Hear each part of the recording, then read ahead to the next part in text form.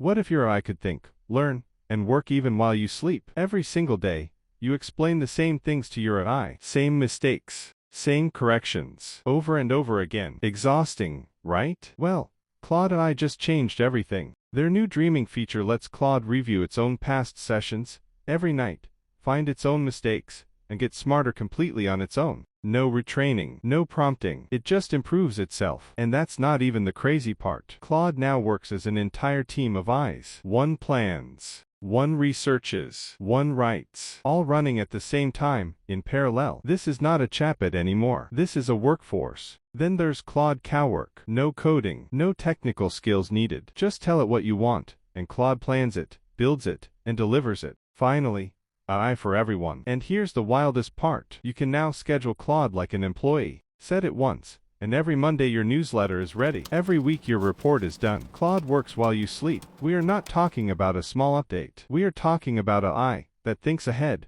works in teams, and runs on a schedule, completely on its own. The people using this right now are operating at a level others simply cannot compete with. Follow for more and drop a comment. Which feature blew your mind the most?